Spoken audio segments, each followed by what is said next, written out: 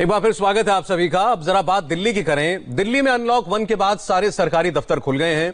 दूसरी तरफ दिल्ली में कोरोना के केस तेजी से बढ़ रहे हैं। अब दिल्ली में कुल मामले 20,000 के पार जा चुके हैं। हालात को देखते हुए दिल्ली ने अपने बॉर्डर्स को 7 दिन के लिए सील कर दिया है। इसकी वजह से आज दिल्ली की अलग अलग सीमाओं पर लंबे लंबे जाम देखने को मिले।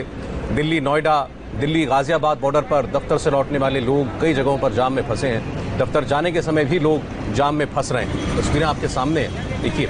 दरअसल दिल्ली में 1 हफ्ते के लिए सारे बॉर्डर्स को सील कर दिया गया है। मुख्यमंत्री अरविंद केजरीवाल ने जनता से सुझाव मांगे हैं कि वो दिल्ली के बॉर्डर्स को सील करने पर और दिल्ली की जो स्वास्थ्य सुविधाएं हैं कोरोना को लेकर वो केवल दिल्ली वासियों के लिए ही हों, इस पर जनता की क्या राय है।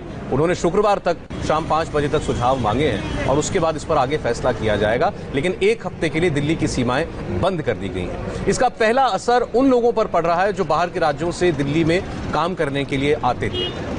वहां पर उनको अब आने जाने में दिक्कत हो रही है। एक तरफ दिल्ली अंदर से पूरी तरह खुल गई है, अंदर आवाजाही भी खुल गई है, कामकाज बाजार खुल गए हैं, लेकिन दिल्ली के बॉर्डर्स पर आप क्या हालत है तस्वीरों में साफ देख सकते हैं। सवाल ये पूछा जा रहा है कि जब दिल्ली को अनलॉक कर दिया तो फिर दिल्ली सरकार ने बॉर्डर को लॉक क्यों किया है।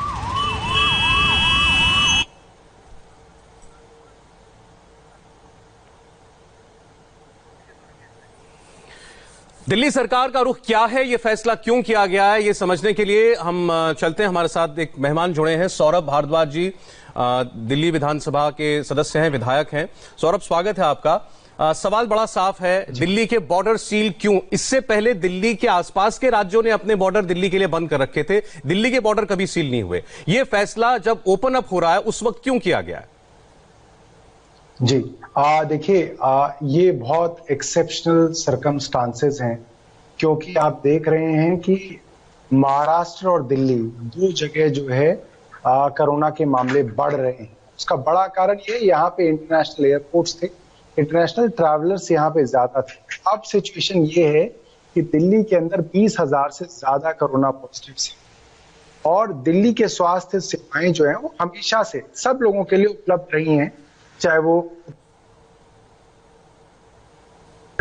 मगर आज सिचुएशन ये है कि दिल्ली के अंदर अब अभूतपूर्व स्थिति आने वाली है, जिसके अंदर ये स्वास्थ्य सेवाएं या ये जो हॉस्पिटल के बेड्स, जो हमारी एक सीमित रिसोर्सेज हैं, हमारे पे लिमिटेड रिसोर्सेज हैं, जो दिल्ली सरकार ने क्रिएट करे हैं, उनकी जरूरत दिल्ली वालों को पड़ेगी।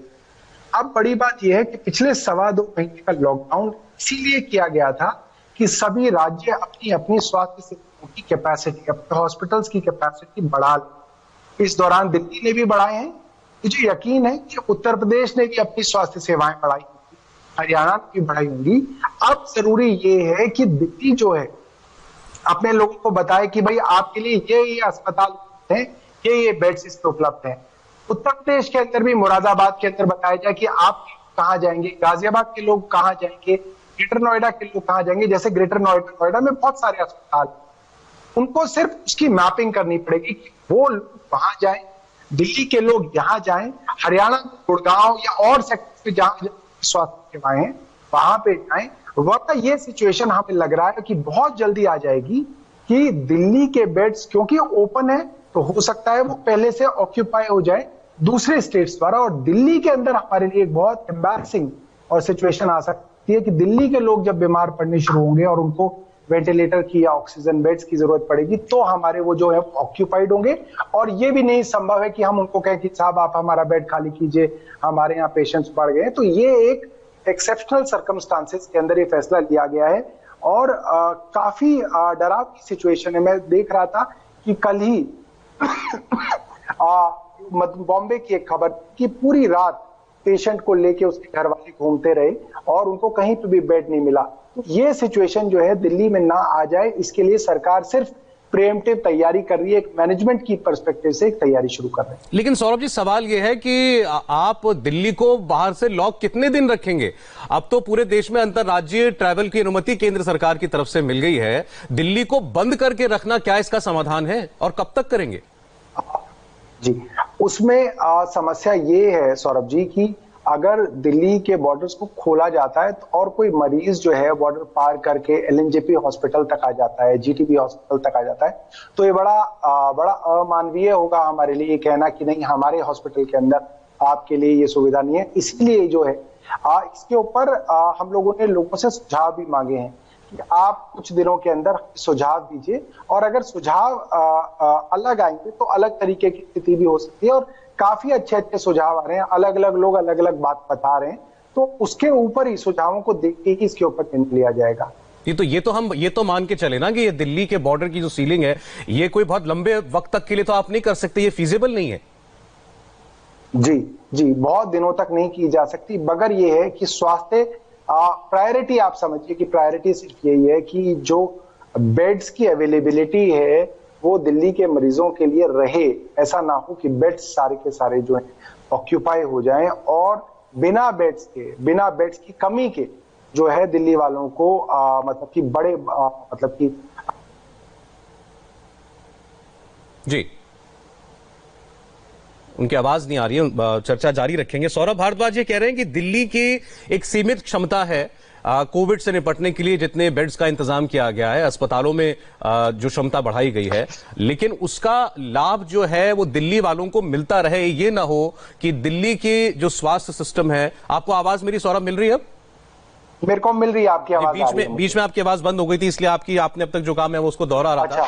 जी, लेकिन देखिए सर, इसमें सवाल ये है कि जब संक्रमण बढ़ रहा था उस वक्त दिल्ली के बॉर्डर खुले हुए थे, और पड़ोस के राज्य जो थे वहां वो लोग ये कह रहे थे, उत्तर प्रदेश और हरियाणा के जिनके लगते हैं एनसीआर में शहर, वो कह रहे थे कि हमको दिल्ली से संक्रमण मिल रहा है, सोर्स हमारा दिल्ली है। अब एक सिचुएशन को आप इमेजिन कीजिए कि कोई व्यक्ति नोएडा में रहता हो या गुरुग्राम में रहता हो, वो दिल्ली काम करने के लिए आता है और वो मान ले उसका संक्रमण दिल्ली में हुआ है, तो क्या वो उसको दिल्ली में इलाज मिल पाए? ये ठीक नहीं होगा।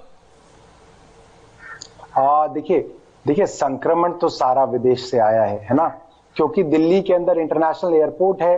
नोएडा गुड़गांव वाले सब लोग जो हैं वो दिल्ली का ही इंटरनेशनल एयरपोर्ट इस्तेमाल करते हैं, तो जाहिर सी बात है कि संक्रमण पहले बाहर विदेश से दिल्ली आएगा, और दिल्ली के अंदर जो फिर वो लोगों की आवाजाही की वजह से कुछ ऐसा फैलेगा, जो लोग डायरेक्ट कहीं बाहर से आएंगे तो वहां फैलेगा।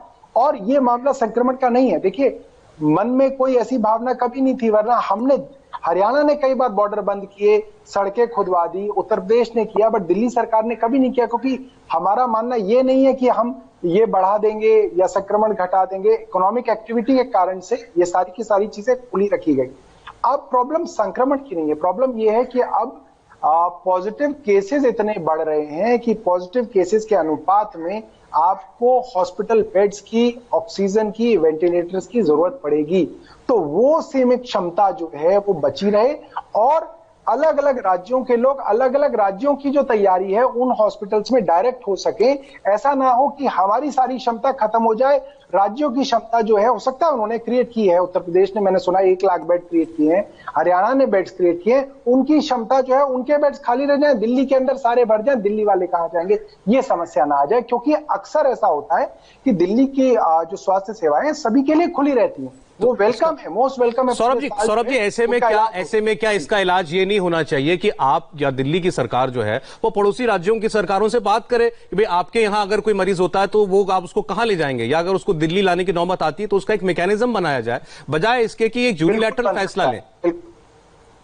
बिल्कुल मैकेनिज्म भी बन सकता है, और इसके ऊपर चर्चा भी हो सकती है। यह भी हो सकता है कि उत्तर प्रदेश की सरकार कहे कि भाई हमें आपके इतने बेड्स की जरूरत पड़ेगी, हमारी क्षमता इस एरिया के अंदर कम है, तो बातचीत हो सकती है, उसके अंदर कोई दिक्कत नहीं है।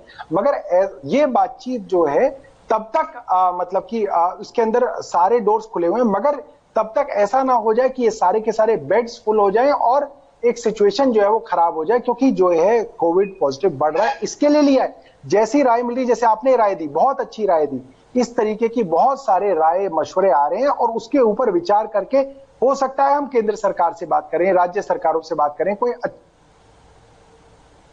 जी नहीं है कि वहां के लोग काम करने वाले जो दिल्ली में काम करते हैं, दिल्ली में जो लोग रहते हैं वहां काम करते हैं, उनको परेशानी हो, ये बिल्कुल उद्देश्य नहीं है। उद्देश्य सिर्फ और सिर्फ स्वास्थ्य सेवाओं का और हॉस्पिटल बेड्स का है, बाकी कोई मतलब की दिक्कत। चलिए सौरभ भारद्वाज जी, बहुत बहुत शुक्रिया आप, क्योंकि ये विषय बहुत चर्चा में रहा है आज दिन भर। आपने इस पर दिल्ली सरकार की सोच हमारे सामने रखी, धन्यवाद आपका।